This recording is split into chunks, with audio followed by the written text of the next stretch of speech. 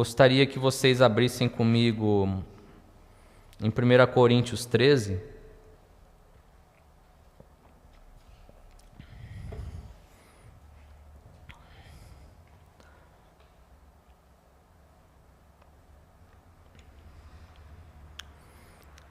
Eu vou dar um pano de fundo aqui antes da gente ler e mergulhar na palavra. O objetivo da gente conversar hoje é falar sobre a função do homem segundo a Bíblia, né? Porque existe uma crise na hombridade da nossa geração. Como assim, Felipe? Né? Por exemplo, alguma das causas dessa crise: paternidade doente ou ausente. Né? Então, a gente não pode negar que a falta de um pai na vida de um filho homem, na vida de uma criança homem, ela não vai causar uma disfunção, um desvio, né, naquilo que o homem deve ser, né? E aí tem a paternidade ausente, tem a paternidade doentia também, né? Pais que foram muito errados, ou muito duros, ou abusivos, né? Pais abusivos na infância do filho, né? E isso infelizmente gera homens desviados do propósito, né? Daquilo que eles foram criados para fazer. O segundo ponto que gera essa crise de hombridade, né? Então, primeiro, paternidade doente ou ausente. Segundo ponto, desvinculação da correção do amor. Como assim desvinculação da correção do amor? As duas coisas elas precisam andar juntas, né? Correção e amor precisam caminhar juntas. Não existe correção sem amor e não existe amor sem correção. Então existe hoje, se você vê na criação dos filhos, uma liberdade excessiva, né? Não existe correção, né? E você vê que a justificativa é muitas vezes: eu amo meu filho, eu não vou bater nele, eu não vou corrigir ele, não vou ser duro com ele. Isso vai causar trauma na vida dele. Não, muito pelo contrário. Você vai estar criando um homem, não um moleque, né? E toda correção ela precisa acontecer em amor, né? A gente não pode ser muito duro o tempo todo e dar muita liberdade o tempo todo, ser muito flexível o tempo todo, né? Todo pai que não corrige o seu filho não está causando um benefício, ele está causando um dano, um malefício, né? E a gente né, nós privarmos os homens, os filhos homens, de dias difíceis, nós estamos privando eles de crescimento e aprendizado, né? Dias difíceis geram homens fortes. Homens fortes geram tempos fáceis. Tempos fáceis geram homens fracos. E homens fracos geram dias difíceis. É um ciclo, né? Vocês já viram todo mundo dizer que quando, por exemplo, vamos supor que tem um grande empreendedor que construiu um império, né, desenvolveu uma empresa grande, foi um negócio bem sucedido, ele passa para o filho, aí o filho já não é tão bom, aí a segunda geração já arrebenta com tudo. Já acaba com tudo aquilo que o avô construiu. Né? Por quê? Porque é justamente nesse ciclo aqui, ó. Né? Dias difíceis geram homens fortes geram tempos fáceis geram homens fracos geram dias difíceis. E aí o ciclo continua, né? Então, quando a gente não corrige o nosso filho, nós não estamos ensinando ele a passar por crises. Nós estamos dando sempre tudo de bandeja, né? Quando nós não corrigimos uma criança homem, ela não vai se tornar um homem maduro. Ela vai se tornar um menino, nunca vai deixar de ser menino, né? Os pais, né, eles querendo nos proteger, eles nos privaram de uma coisa que eles não deveriam privar. E esse é um dos piores males dessa geração de homens, né? Você vê aí uma geração de homens que não sabe lidar com os problemas. Né? O que acontece muito é, você vê aí jovens que têm algum problema afetivo, né? Algum problema de relacionamento, a namorada abandona ele vai lá e se mata. Não sabe lidar com sentimentos, não sabe lidar com as situações. Né? E isso vem muito da falta de passar por dificuldades. Né? E os pais dessa geração nos privaram disso. Né? Eu creio aqui que temos pessoas aqui que os pais não os privaram disso. Né? Mas essa próxima geração, a geração, por exemplo, do meu filho, eu já vejo muita negligência no tratamento. Então eu vejo amiguinhos ali dele que ficam o dia inteiro jogando celular, videogame, o tempo todo, e o pai não está nem aí com o que o filho está vendo, com o que o filho está mexendo, com o que o filho está jogando. Falam palavrões, estão tendo contato com coisas que eles não deveriam. Você vê uma liberdade excessiva, não tem tratamento, não tem limites, né? E é necessário essa correção, né? Se você tem amigos que te corrigem, você tem amigos que te amam, porque correção e amor andam juntos. Então seja grato se você tem amigos que te corrigem, porque se você tem amigos que não te corrigem, que não vão te alertar, você só tem interesseiros no seu encalço aí. Você não tem amigos verdadeiros, né? E a gente falou um pouco sobre a ausência de limites, é outro problema, né? É outro problema que gerou essa crise na hombridade, né? Então, paternidade doente ou ausente, desvinculação do amor, da correção, ausência de limites e falência da estrutura familiar. Isso é outra coisa que contribuiu para essa geração falha de hombridade.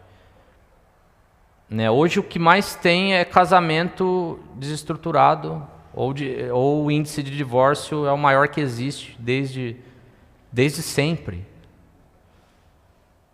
Casamento virou algo banal. Se não der certo eu separo.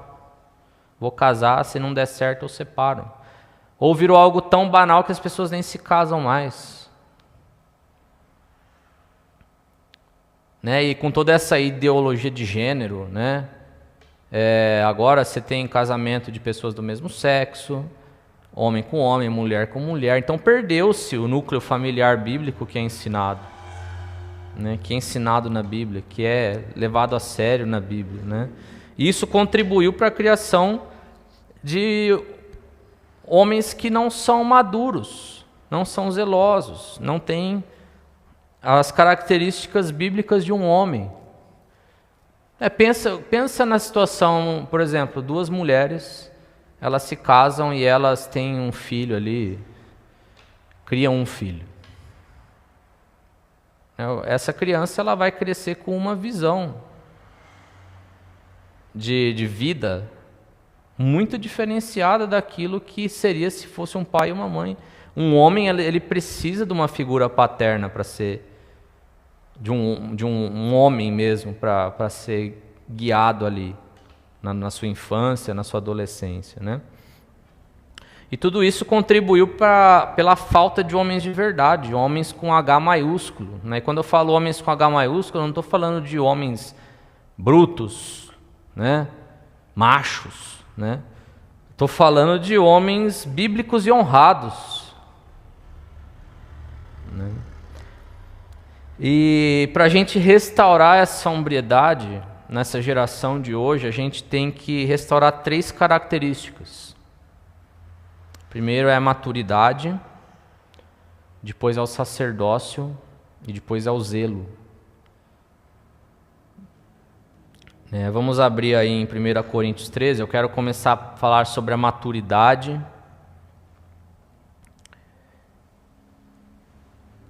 Eu vou ler o 11 hoje. Vou começar do 11, depois eu volto. 1 Coríntios 13, 11 diz assim, ó: Quando eu era menino, falava como um menino, sentia como um menino, pensava como um menino. Quando cheguei a ser homem, desisti das coisas próprias de menino. Né? Não há problema em a gente ser criança, desde que a gente esteja no tempo de criança. Né? A questão é que chega um tempo que a gente deixa de ser criança. Né? A gente deixa de ser criança. Às vezes eu fico olhando aqui as nenês, né, que elas estão aqui no culto, às vezes a gente está preparando, aí aparece uma nenê chorando. Por quê? Por que você está chorando? Aí a mãe fala, é que ninguém sabe por que ela está chorando. Né? Porque ela quer meu colo. Né? E tudo bem ela chorar porque ela é criança. Faz parte. Ela tem 1 ano e meio de idade. Né? As crianças têm 1 ano e meio de idade aqui. Agora pensa num marmanjo de 18 anos, chega aqui chorando. Por que você está chorando? Eu queria ficar com meu pai. Queria ficar no colo da minha mãe. Né? É isso que a geração de hoje está refletindo. Falta de maturidade, né? Fazendo coisas de meninos, devendo ser já homens formados, né? E chega um momento que a gente tem que deixar de ser criança. Né? E quando que a gente começa a diferenciar meninos de homens? E aí tem uma questão muito importante, chamada erros. Né? Veja que errar faz parte. Né? Todo mundo erra. Né? Mas o segredo aqui não está no erro, está em não permanecer no erro. O segredo não é não errar, porque todo mundo vai errar um dia. O segredo está em aprender com o erro e não permanecer nele. É isso que diferencia homens de meninos. Né? Aqueles que são homens, eles vão errar. Muitas vezes vão errar, mas eles vão aprender com aquele erro. E não vão permanecer naquele erro. Né? Exemplo aqui, ó. Né? Um bebê, ele faz cocô na fralda. Isso é normal quando é criança, né? Mas não é normal quando você tem 30 anos de idade. Né? Ele está aprendendo. Uma hora ele vai aprender, ele vai segurar ali a barriga e não vai fazer mais cocô. Vai falar, eu quero ir no banheiro, vai aprender. Né? Outro exemplo, depender do pai financeiramente. Faz parte. Depender do pai financeiramente faz parte até determinada idade. É quando você atinge a maioridade, ali os 18 anos, você terminou ali sua faculdade, você se preparou ali, o seu pai te deu essa possibilidade de se preparar profissionalmente, você vai começar a trabalhar e vai começar a se sustentar. Até um determinado tempo, é ok. Faz parte, é coisa de criança. É coisa de menino. Mas chegou num momento que não faz mais parte. Por exemplo, a gente tem muito marmanjo de 30, 35, 40 anos, dependendo dos pais, vivendo com os pais, morando na casa dos pais, sendo totalmente dependente financeiro, fica lá o dia inteiro dormindo, jogando videogame. Fazendo coisa errada, usando droga. Né? Então, os erros é o que diferencia os homens dos meninos. A forma como lida com os erros.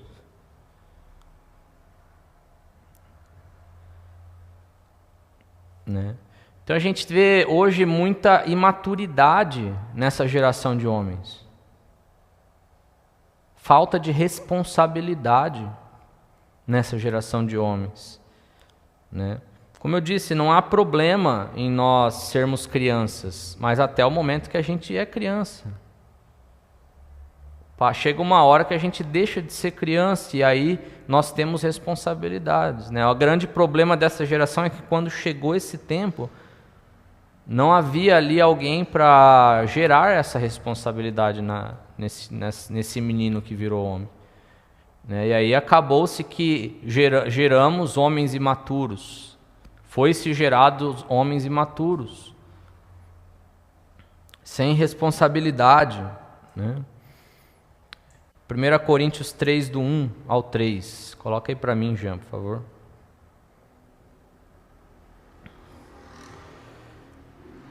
1 Coríntios 3, do 1 ao 3, né? Volta aí uns 10 capítulos.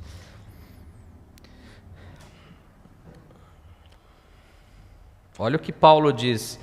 E o que ele diz ali no capítulo 13, a gente vai voltar depois no capítulo 13, é a mesma carta, 1 Coríntios, tá? É uma carta para a igreja de Corinto que Paulo está instruindo eles. E o que ele fala ali no 13 é um reflexo do que ele está falando aqui no 3. Olha o que ele está dizendo assim, ó, irmãos, quando eu estive com vocês, não pude lhes falar como a pessoas espirituais, mas se como pertencesse a esse mundo, ou como se fossem criancinhas em Cristo. Tive de alimentá-los com leite e não com alimento sólido, pois não estavam aptos para recebê-lo. E ainda não estão, porque ainda são controlados por sua natureza humana. Tem ciúme uns dos outros. Algumas versões está inveja aqui no lugar de ciúme, né? Tem ciúme uns dos outros, discutem e brigam entre si. Acaso isso não mostra que são controlados por sua natureza humana e que vivem como pessoas do mundo? Olha que coisa, Paulo, olha o que ele fala aqui, ó. Resumindo, o que ele está dizendo aqui, ó, quando eu estive com vocês, eu não pude confiar a vocês aquilo que Deus queria entregar para vocês. Porque vocês pareciam crianças, meninos.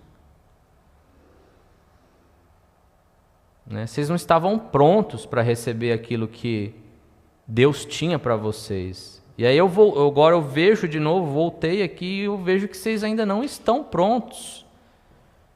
Ao invés de dar algo sólido, eu tive que dar leitinho para vocês.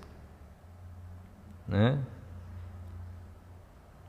Paulo ele não entregou aquilo que ele tinha porque eles não estavam prontos para receber.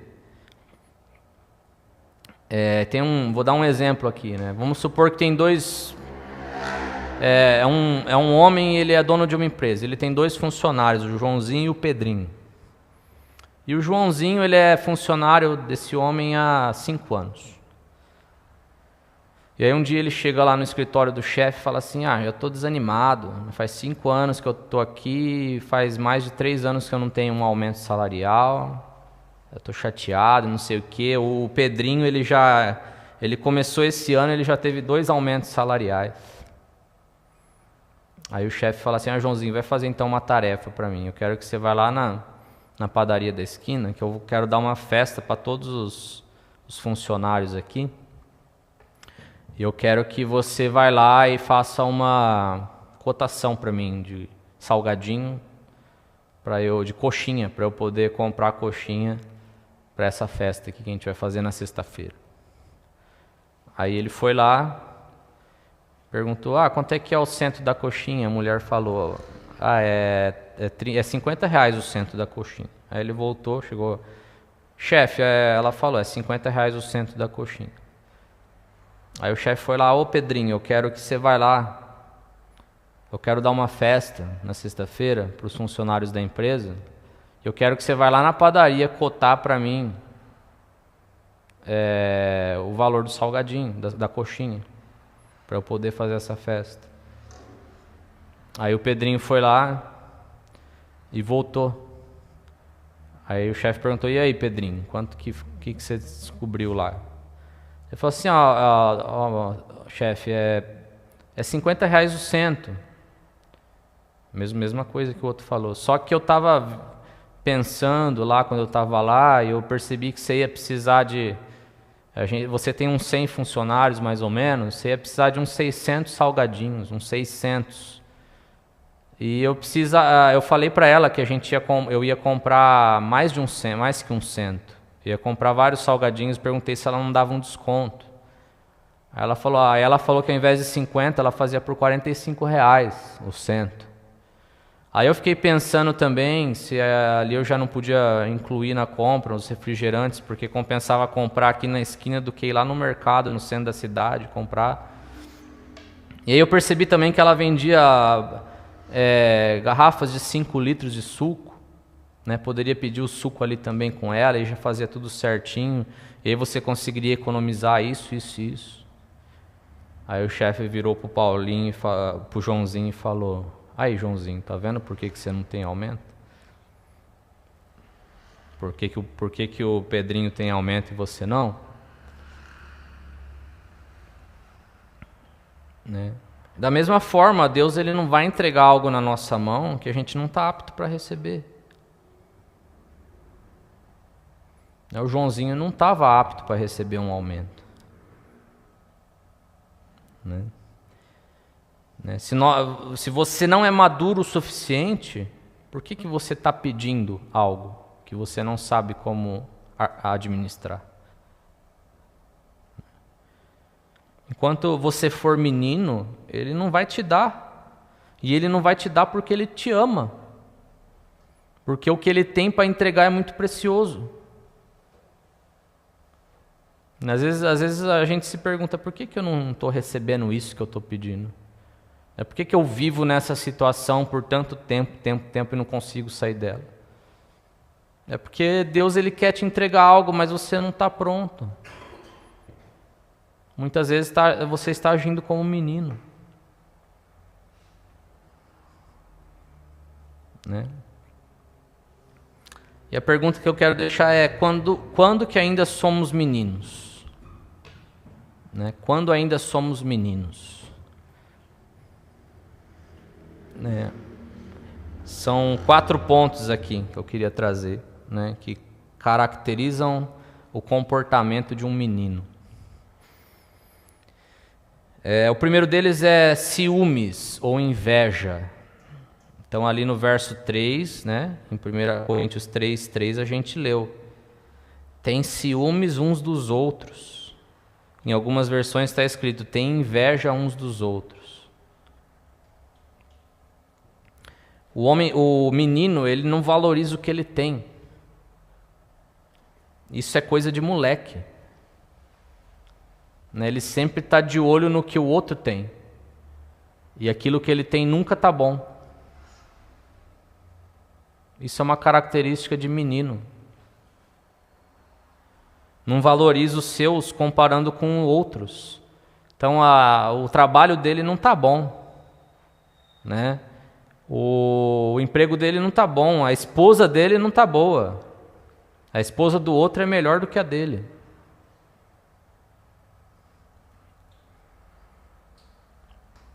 O do outro é sempre melhor. Né? Aquele que é homem de verdade, ele sabe reconhecer a limitação daqueles que são seus. E ele sabe reconhecer também os dons daqueles que são seus. Veja, eu posso chegar e comparar meu filho com o filho de outras pessoas e pegar algo que meu filho é ruim e criticar ele. Mas ao invés disso, eu posso olhar para o meu filho e ver os dons que ele tem e ajudar naquilo que ele precisa melhorar. Eu posso elogiá-lo por aquilo que ele tem, valorizá-lo por aquilo que ele tem de bom. E naquilo que ele não tem ainda de bom, o meu objetivo como homem é ensiná-lo a melhorar naquilo que ele ainda não é bom. Mas não quer dizer que ele não é, ele é pior que o filho do outro. Né? Então o homem de verdade sabe reconhecer a limitação daqueles que são seus. E também reconhecer as boas coisas daqueles que são seus. Menino fica comparando, o homem assume lugar.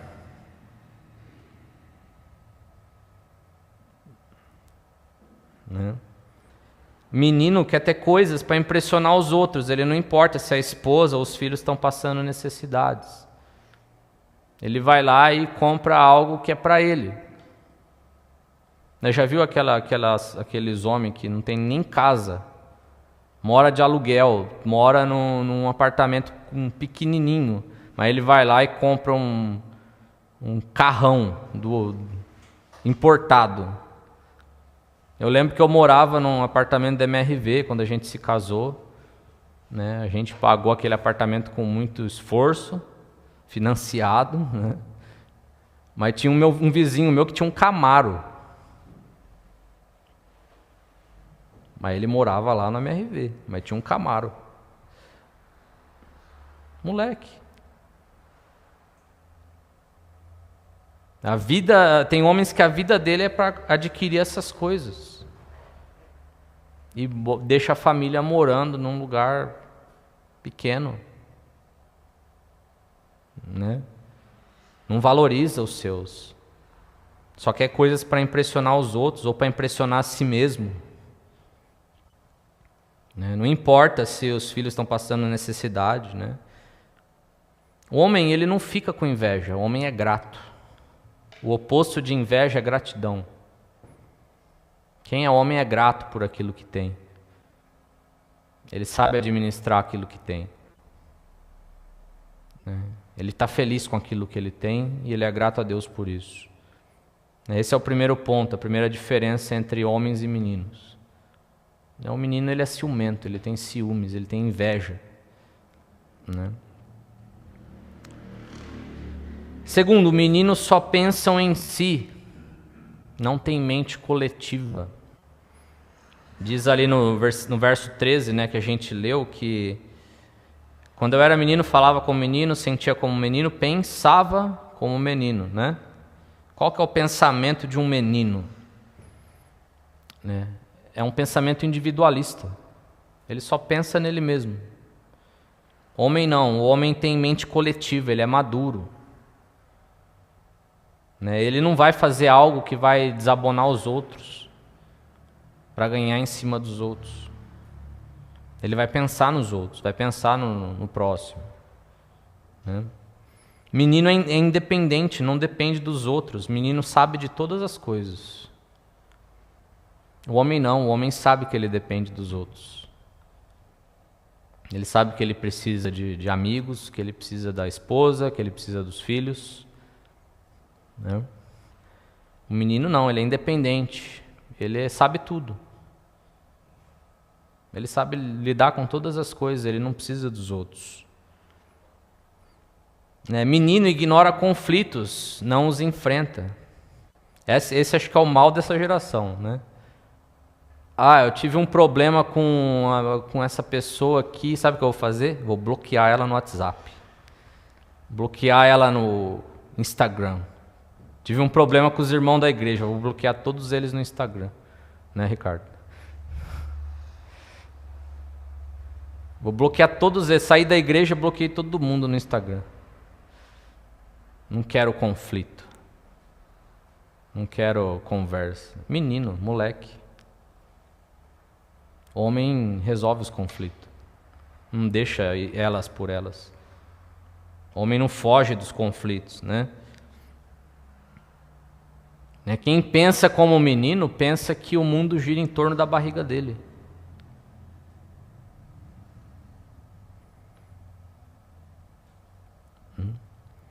Então, meninos só pensam em si mesmos, eles são individualistas, egoístas. Né?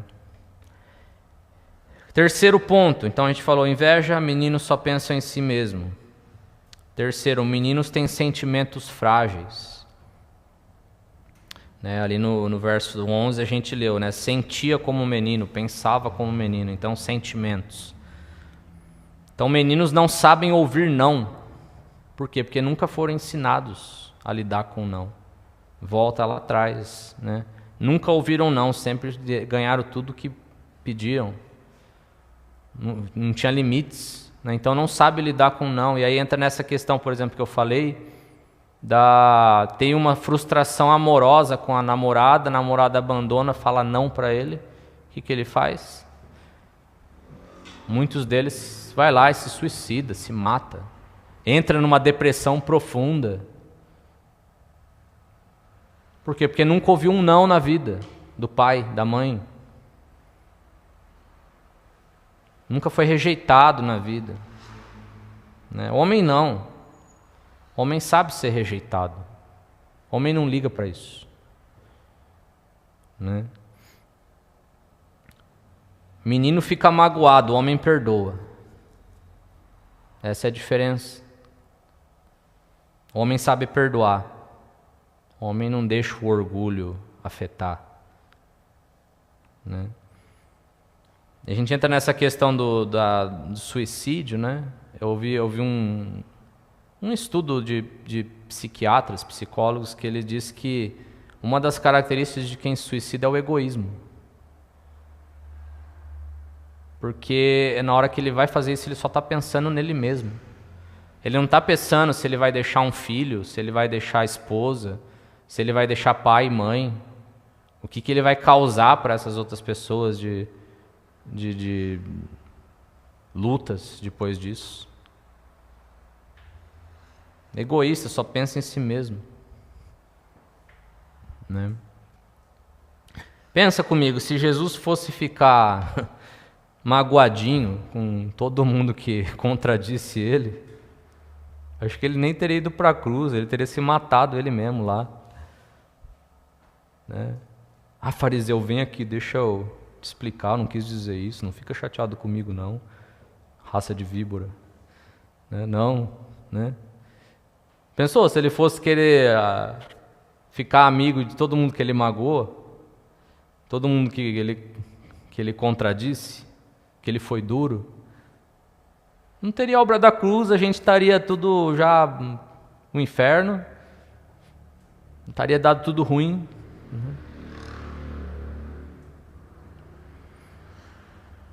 Se ele fosse ficar decepcionado com todo mundo que bateu nele, que cuspiu nele, que xingou ele, que atacou ele, que jogou pedra nele. Então o homem não fica magoado não, o homem perdoa. Esse é o homem da Bíblia, o homem com H maiúsculo, o homem de verdade, né? Quarto, né? Então, ó, primeiro, meninos têm inveja. Segundo, meninos só pensam em si. Terceiro, meninos têm sentimentos frágeis. Quarto, meninos se olham no espelho. Como assim, Felipe? Vamos voltar lá em 1 Coríntios 13? Eu vou ler desde o 6 agora, para a gente entender o contexto do porquê Paulo entra nessa questão de quando eu era menino, falava como menino, sentia como menino, pensava como menino. 1 Coríntios 13, 6. O amor não se alegra. Lembra 1 Coríntios 13, que ele fala sobre o amor? Então, vamos lá. 1 Coríntios 12, ele está falando sobre os dons do Espírito. Certo? Aí ele chega lá no finalzinho de 1 Coríntios 12, ele fala assim, ó, de tudo isso que eu falei aqui de dons, se você não tiver amor, nada importa. E agora eu vou falar de algo que é maior ainda. E aí ele começa a falar do amor. O amor tudo crê, tudo suporta. Aí ele chega no versículo 6. O amor não se alegra com a injustiça, mas se alegra com a verdade. O amor tudo sofre, tudo crê. Famosíssimo nessa passagem aqui, né? Tudo espera, tudo suporta. Aí no verso 8 ele fala assim, ó, o amor jamais acaba. Ele está parando de falar de um sentimento, falando de alguém. De quem que ele está falando? Quem nunca acaba? Deus. Olha que coisa interessante. O amor jamais acaba. Havendo profecias, desaparecerão. Aqui ele volta a falar dos dons. Ele falou, havendo dons, vai sumir. Um dia não vai precisar mais profetizar. Porque o Senhor, que é o dono da profecia, que revela as profecias, ele vai estar do seu lado. Não vai ter mais profecia. Havendo línguas, cessarão. Por que nós oramos em línguas? Para estar numa intimidade maior com o Espírito, para que a gente ore aquilo que está dentro do nosso Espírito. Mas se quando Deus estiver conosco, na eternidade, a gente não vai precisar mais orar em línguas. Havendo ciência, passará. O que é toda ciência diante da sabedoria do Senhor? Aí ele fala assim, ó, pois o nosso conhecimento é incompleto e a nossa profecia é incompleta. Mas quando vier o que é completo, então o que é incompleto será aniquilado. Falando assim, ó, quando ele voltar, quando vier o que é completo, quando Jesus voltar e nós habitarmos com ele na eternidade, tudo aquilo que é incompleto vai ser aniquilado. Aí ele entra nisso. Quando eu era menino, falava como menino, sentia como menino, pensava como menino. Quando cheguei a ser homem, desisti das coisas próprias de menino. E ele fala assim, ó, porque agora vemos como num espelho, de forma obscura, depois veremos face a face. Parece duas coisas distintas que ele está falando, né? Do nada ele entra na questão do menino. Ele está falando de amor, aí ele começa a falar de Deus, e aí ele entra no que é completo e no que é incompleto, e aí ele entra no menino e homem. O que ele está fazendo em relação aqui? O menino é algo incompleto. E o homem é quando você atinge a completude. E ele fala assim, ó, porque agora vemos como num espelho, de forma obscura, depois veremos face a face. Meninos olham no espelho, meninos só olham para si mesmos, só veem a si mesmo. Homens olham Deus face a face.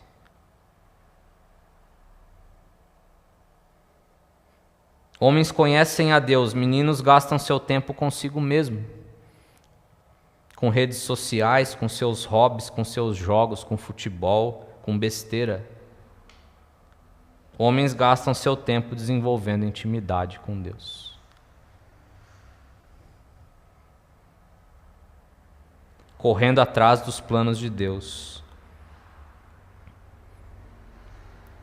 Então, o que na sua vida você está correndo atrás? O que você está correndo atrás na sua vida? Medita aí hoje. Meninos correm atrás de Deus. Aonde Deus vai, aliás, homens correm atrás de Deus. Aonde Deus vai, o homem vai atrás. Porque o que importa para o homem é a presença do Senhor. Então tem muito menino correndo atrás de dinheiro, ao invés de estar correndo atrás de Deus.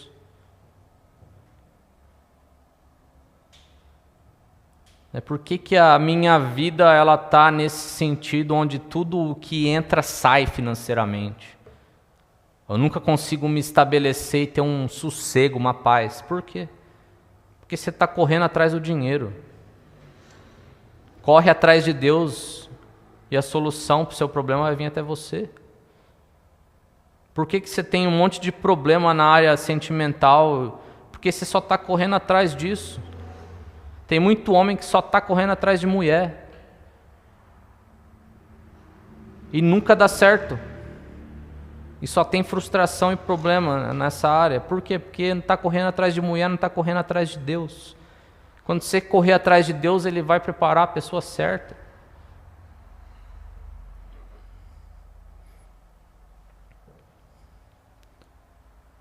Então o menino corre atrás de besteira. Gasta o tempo com besteira.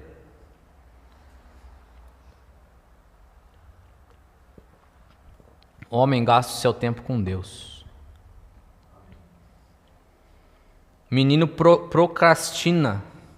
O que é procrastinação? Procrastinação é quando você deixa para fazer algo amanhã que você poderia fazer hoje. Menino fica procrastinando. Homem não. O homem resolve o que tem que resolver no dia. Não fica procrastinando. Tô com um problema na minha casa lá. Para de procrastinar, vai resolver o problema da sua casa. Para sua família estar bem.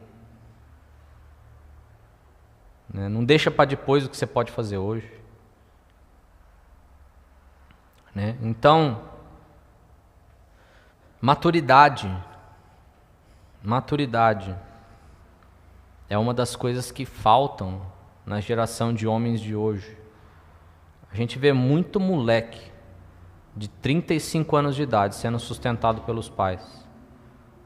Muito moleque que devia ter responsabilidade já Moleque de 50 anos de idade, que devia ter a responsabilidade já há muito tempo, ter maturidade há muito tempo, e vive fazendo besteira. Por quê? Porque não segue esses princípios bíblicos, né? Não está seguindo esses princípios bíblicos.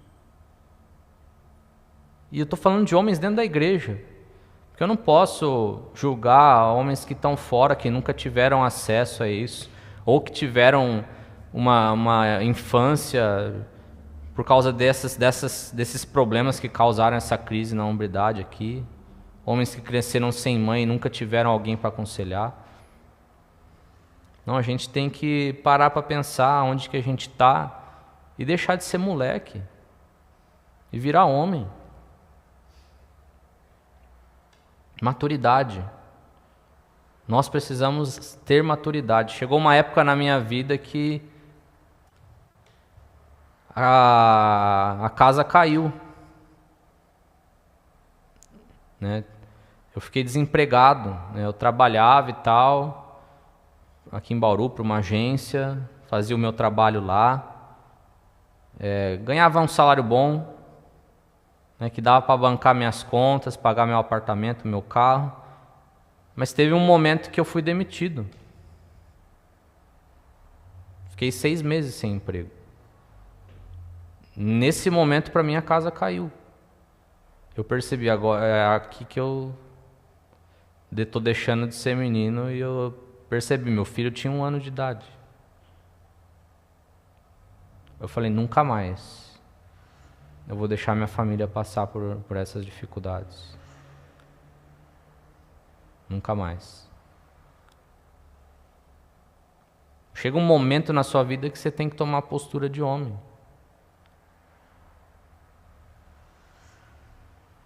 Né? E tá mais do que na hora. Tá mais do que na hora, né? Então o primeiro ponto aqui foi maturidade. Agora eu quero falar um pouco sobre sacerdócio. Eu queria abrir em Efésios 5, 22. Efésios 5 fala sobre o papel do homem e da mulher no casamento. Aqueles que não são casados, já aprendam aqui agora,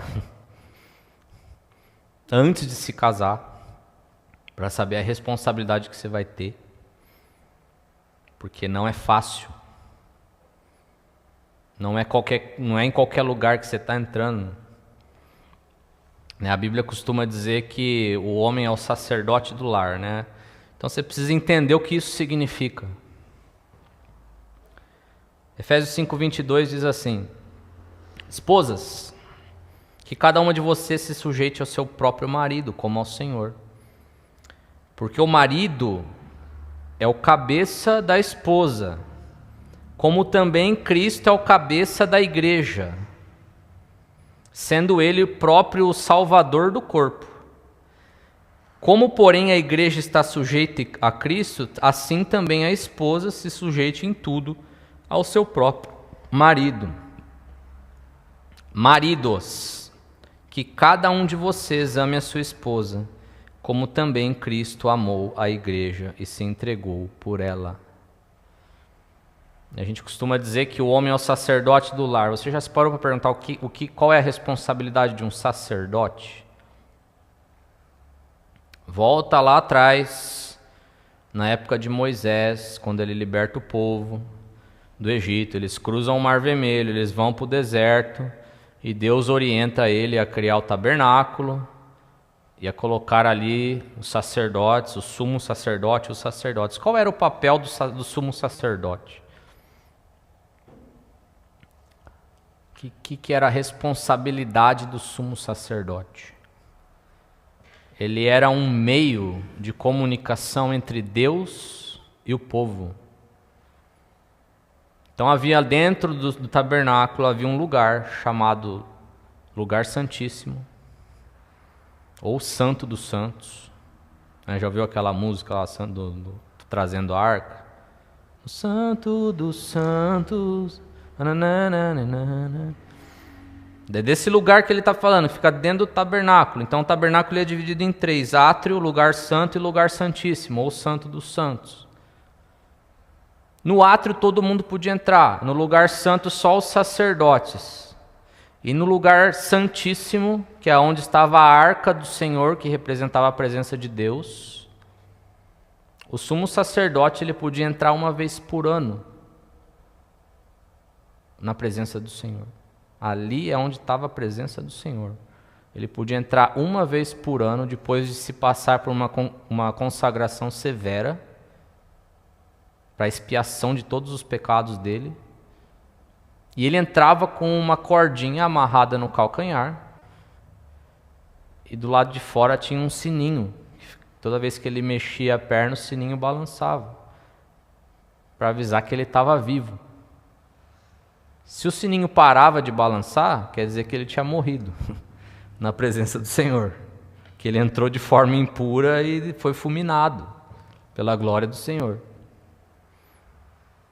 Uma vez por ano, ele entrava nesse lugar, levava as questões do povo para Deus, Deus respondia para ele e ele levava para o povo.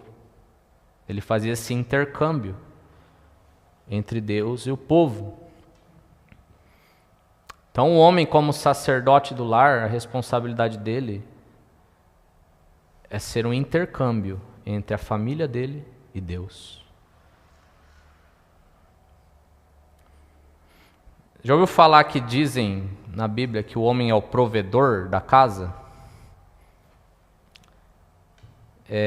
Por muito tempo a gente sempre considerou essa frase, essa afirmação, como um provedor financeiro, né? Como um provedor de comida, de bens, de finanças, de dinheiro, né? Mas a gente nunca parou para considerar que o homem é o provedor espiritual da casa. O homem tem muito mais a responsabilidade de ser um provedor espiritual da casa do que um provedor material. Hoje, nas circunstâncias que a gente está hoje, em muitas famílias, a mulher ela ganha mais que o homem. É ela que às vezes sustenta a casa. Em muitas famílias, isso é comum hoje em dia. Mas o homem ele tem esse papel essencial, que é ser o provedor espiritual, ser o sacerdote da casa. Como assim? Como eu vou ser um provedor espiritual? Você tem que dar condições para sua mulher, para os seus filhos, deles estarem na presença do Senhor. Como? Isso começa por você estando na presença do Senhor. Por você tendo uma vida de intimidade com o Senhor. Por você tendo uma vida de oração. Por você tendo uma vida de leitura bíblica. Por você tendo uma vida de jejum. Porque senão não dá certo. Tem muito casamento de crente que não dá certo porque espiritualmente a mulher está aqui, ó, e o homem está aqui embaixo, aqui, ó.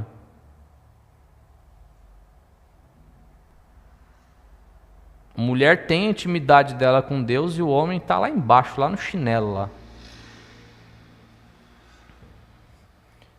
Se a sua mulher está aqui, você tem que estar aqui, ó.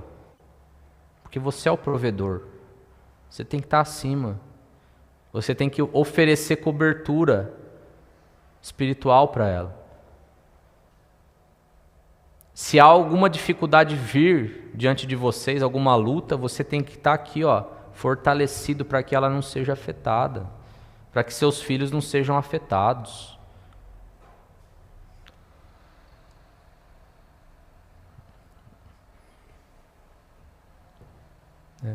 Isso é ser provedor. Você provê uma segurança. Por que a gente fala de provisão material? Porque com a provisão material você dá segurança. Provisão é sinônimo de segurança. Quando eu dou boa casa, quando eu dou alimento, quando eu dou uma condição financeira boa, roupas, tudo que ela precisa, tudo que meus filhos precisam, eles se sentem seguros. Com a parte espiritual é a mesma coisa.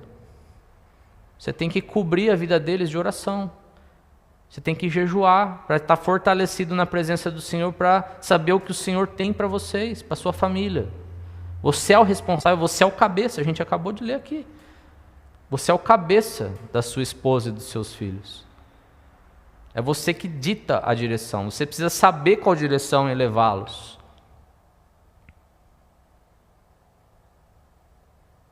Não é a sua mulher que manda, não, gente. Sua mulher não manda em você. Ela é a sua auxiliadora. Ela te auxilia na tomada de decisões. Mas a palavra final é sua.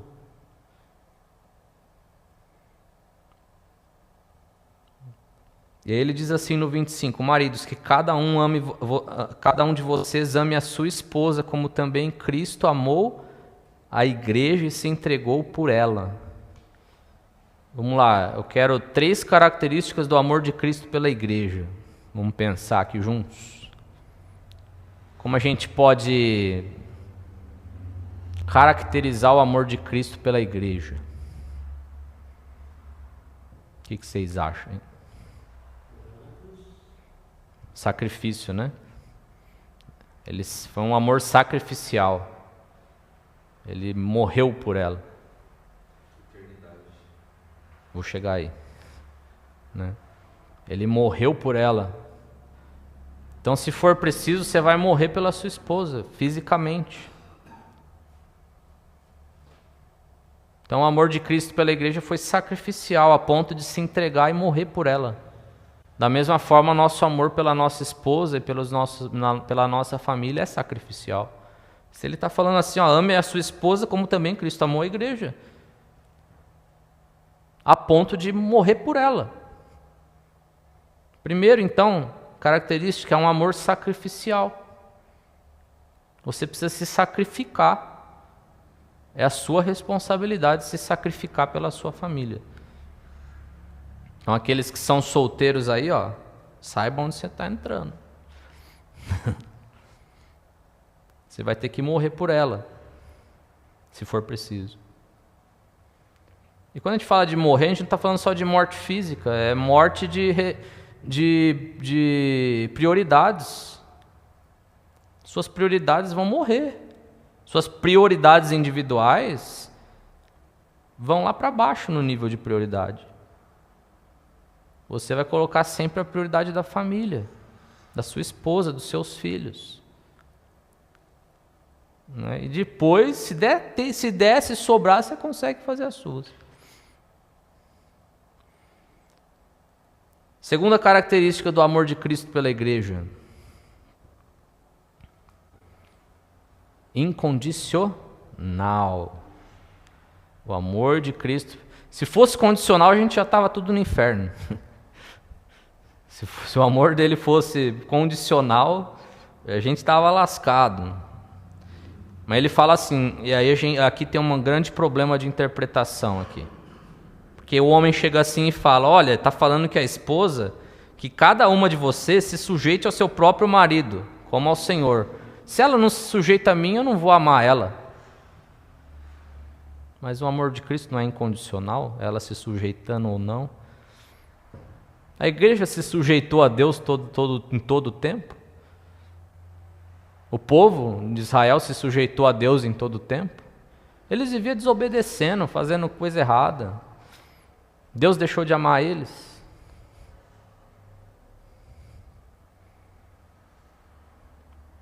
Que cada um de vocês ame a sua esposa como Cristo amou a igreja. Se ela está sendo auxiliadora ou não, se ela está se sujeitando a você ou não, isso não importa. Seu amor é incondicional.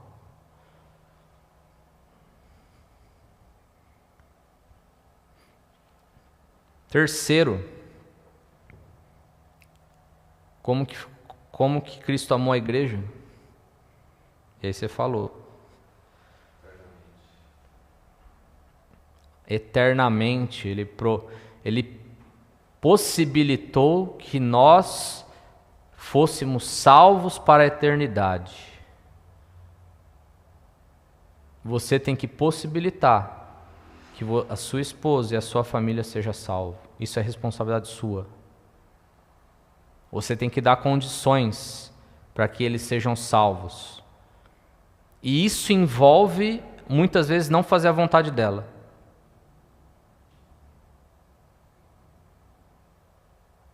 Muitas vezes você vai ter que tirá-la da zona de conforto. Muitas vezes você vai ter que pôr ela diante de dificuldades, para que ela também possa buscar a salvação dela. A salvação não é assim, facinho não, gente. É sua responsabilidade que a sua esposa seja salva, que seus filhos sejam salvos.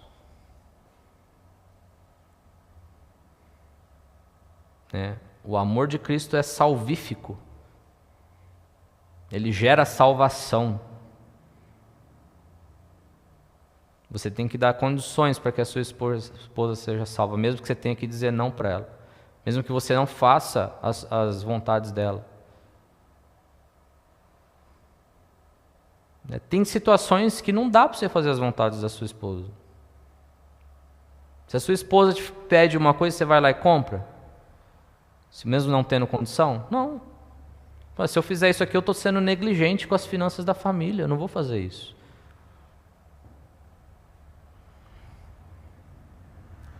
Se a sua esposa quer ir num lugar e isso vai te atrapalhar o seu compromisso com Deus, você vai fazer?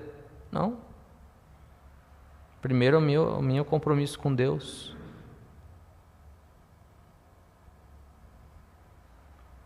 Então são prioridades,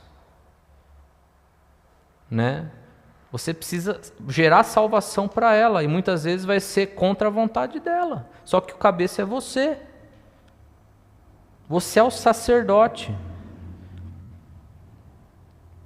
Por que muitos sacerdotes não são respeitados nos lares? Por que muitos homens não são respeitados como sacerdotes? Porque eles fazem tudo o que a esposa quer. Quem manda é ela. Não há respeito. Por que muitos sacerdotes não são respeitados? Porque você não passa a segurança de sacerdote. Se você não é um provedor do lar financeiro, você tem que ser o espiritual. E você sempre tem que ser o espiritual. E aí você entra numa circunstância, quando a provedora principal do lar é a mulher, você entra numa circunstância que se você não for o sacerdote espiritual, você está gerando um problema para você, porque ela vai jogar na sua cara que ela é a provedora do lar material. Ela não vai te respeitar, porque ela não vê sacerdócio em você.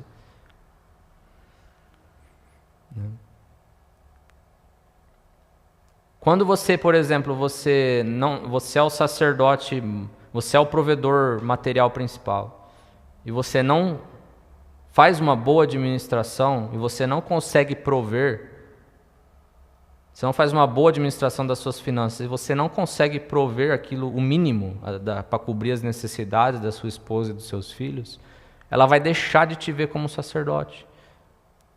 E aí você vai buscar empréstimos de dinheiro com outras pessoas, com banco, e ela vai começar a ver essas outras pessoas como sacerdote. Esses outros homens. Você está vendo o problema que você está gerando? A sua esposa vai ver outros homens como sacerdote do lar, não você. Porque você não está provendo o mínimo que você é responsável para fazer. E isso é tanto para sacerdócio, isso é tanto para provisão material como para provisão espiritual. Se a tua esposa te acha um banana, é porque talvez você seja. Porque você faz todas as vontades dela.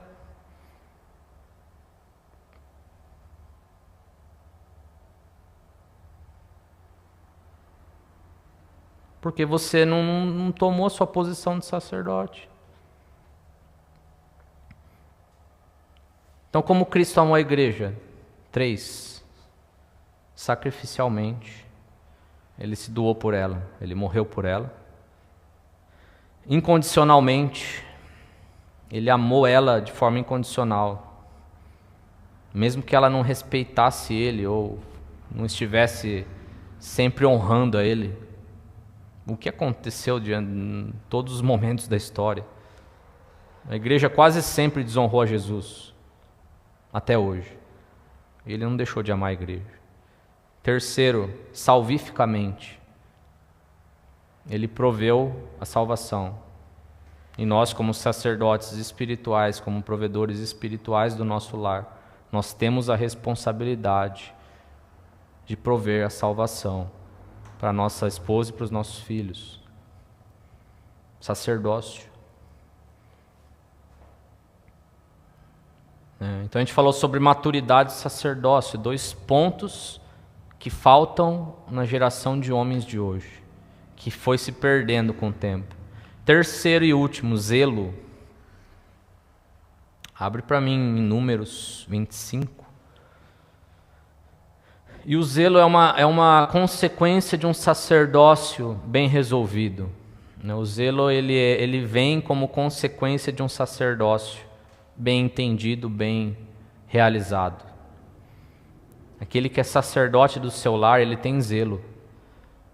E eu queria falar de zelo sobre 2 coisas. Zelo sobre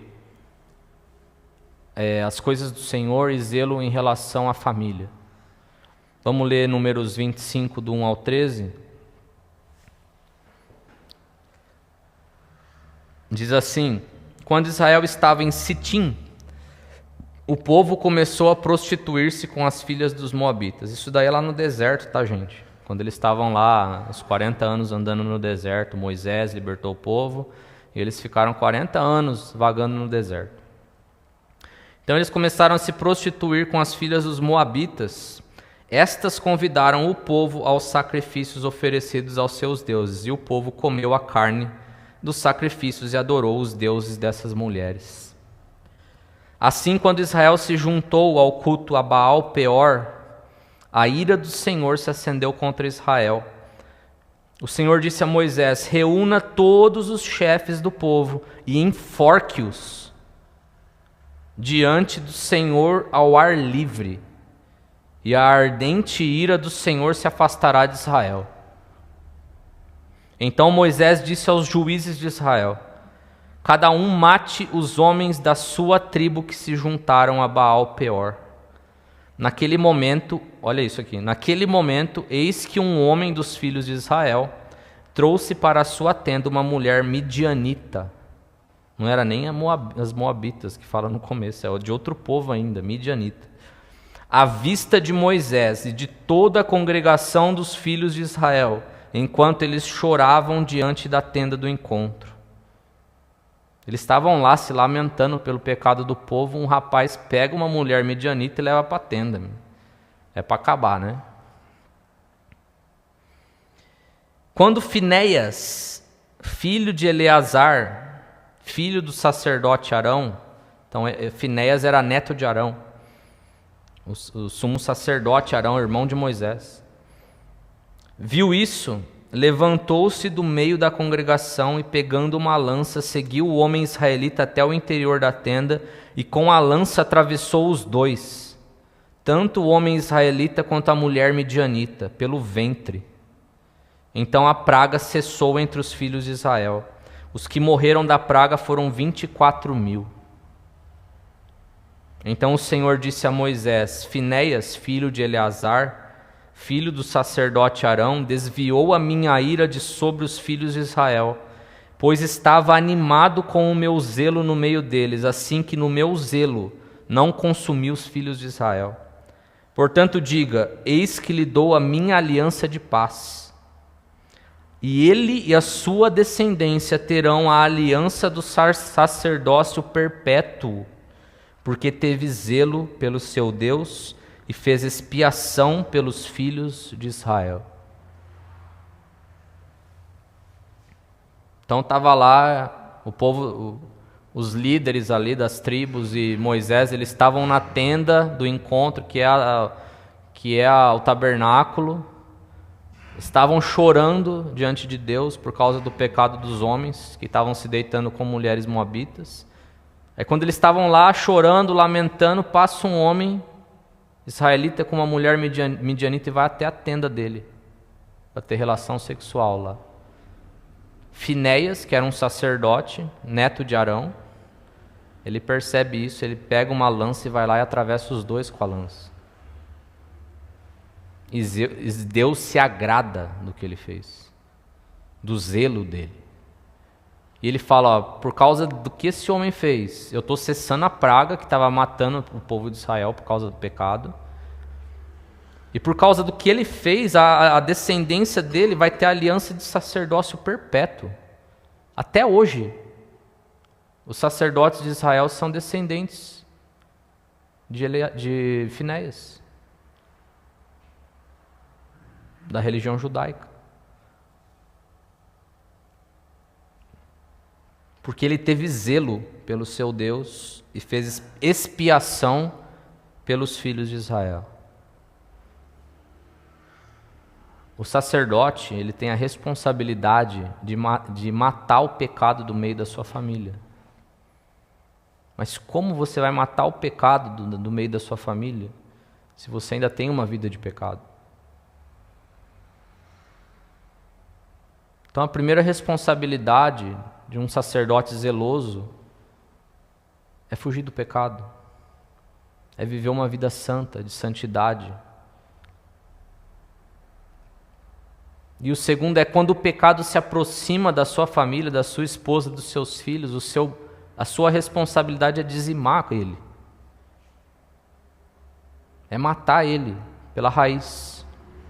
Não tem que matar o seu filho, se ele está pecando. Não tem que matar a esposa. Tem que matar o pecado. Porque olha o que ele disse aqui, ó, fez expiação. O que é expiação? É um sacrifício para pagar a culpa do pecado. Então Deus falou que o sacrifício daquele israelita, daquela mulher, apagou a culpa do pecado do povo.